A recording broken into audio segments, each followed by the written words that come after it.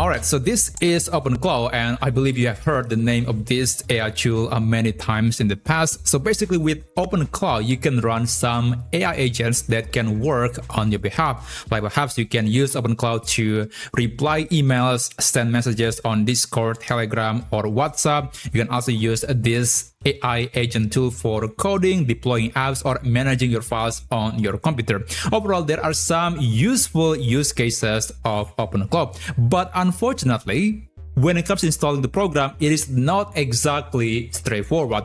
This is not a tool that was built for the masses. In fact, the creator of OpenClaw actually says that you need a knowledge about how to operate OpenClaw via terminals. Otherwise, this tool is a bit too risky. I'm just paraphrasing, but that's exactly the point that the person is trying to make. So the question is there any other way, like an easier way to install OpenClaw without being a technical person or tech-savvy individual? Well, surprisingly, the answer is yes. There is actually an easier way to get OpenClaw installed on your computer. In fact, this is basically just one-click install. You don't have to know how to use or operate terminals. You don't have to worry about the command lines. It has a nice interface that making the process of installing and also using it to be a lot easier.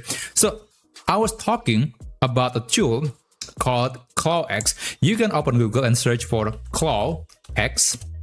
That's a pretty sick name. And you can see this GitHub page from ValueCell AI. And yeah, this is essentially just a wrapper for OpenClaw, but it is making the installation process of OpenClaw to be significantly easier and not as confusing as in the traditional method. So in this GitHub page, if you want to download the program, you can see the release page. And at the moment when I'm recording this video, the latest version seems to be 0.3.11. So I can, let's say, download the setup file for my system. I'm using Windows, so for me, I'm going to use Windows x64, but you can also use the Mac and Linux version depending on your system.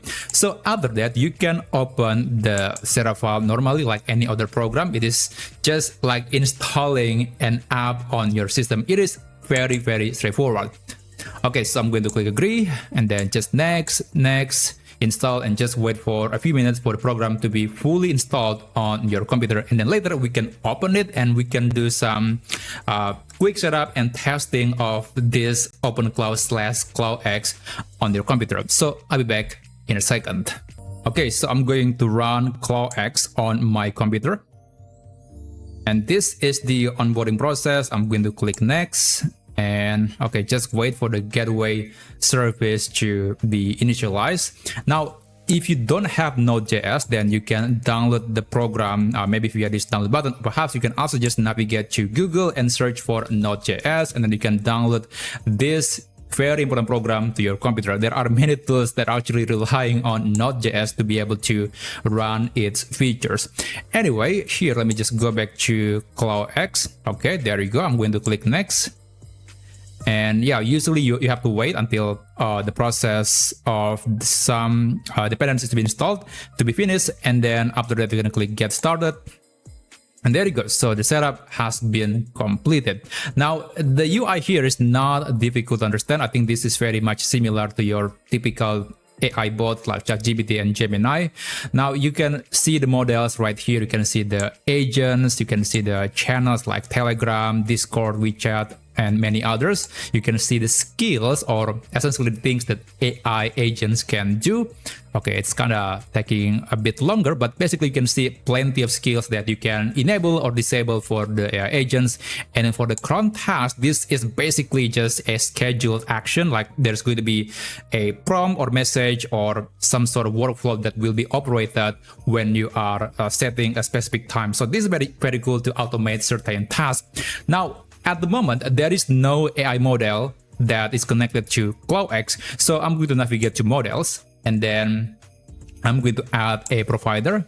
Now, you can use models from Gemini, from Anthropic, from Minimax, and many others. But I will actually use my LM Studio model to actually operate inside in ClawX. So it is quite possible to use a completely local AI model on OpenClaw/ClawX.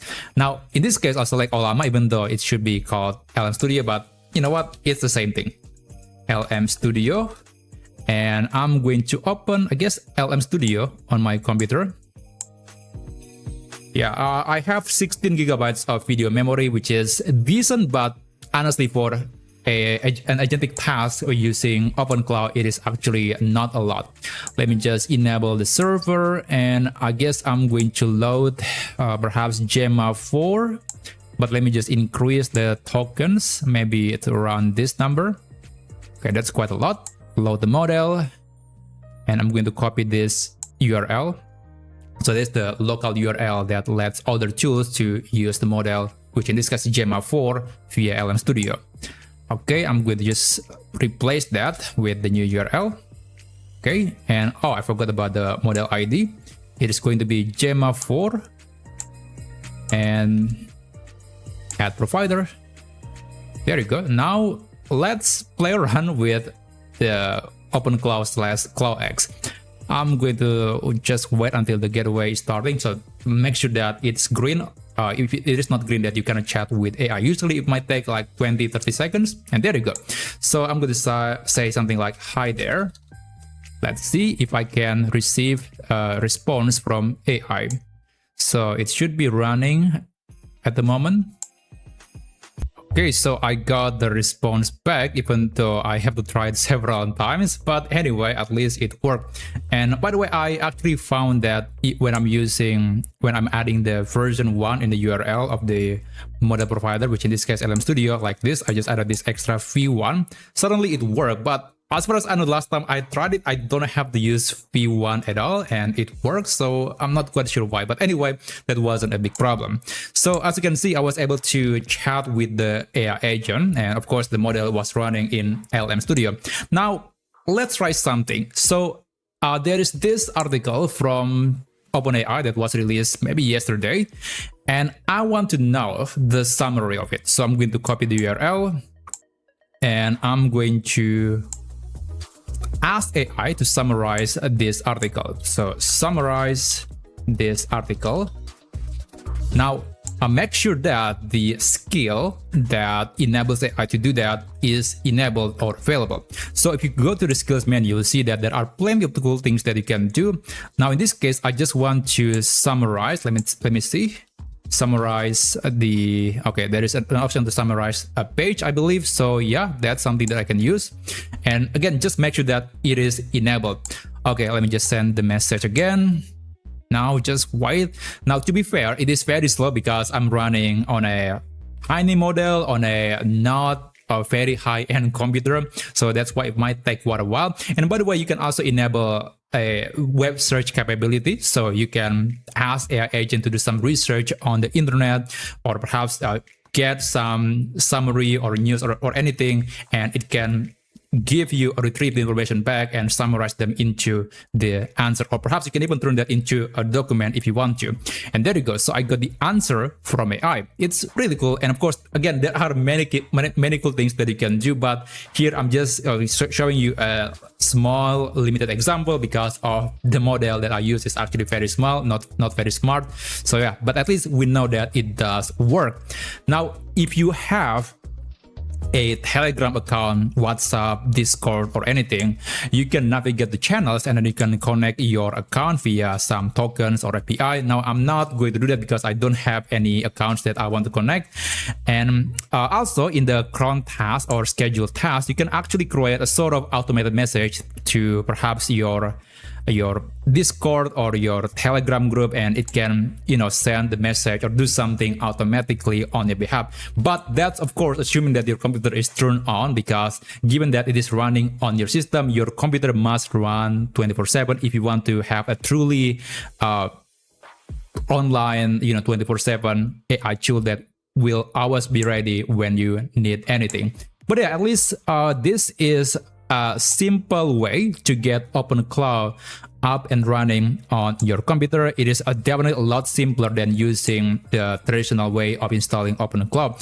And ClawX at the moment is still very early. There are many things that perhaps they still need to fix, but I'm hoping that we'll see more options that will enable more people to use OpenClaw without having to know exactly how to use terminals and operate the program via command lines. So I hope you learned something from this video. And if you want to see other cool things that you can do with AI, then check out this video and I'll see you there.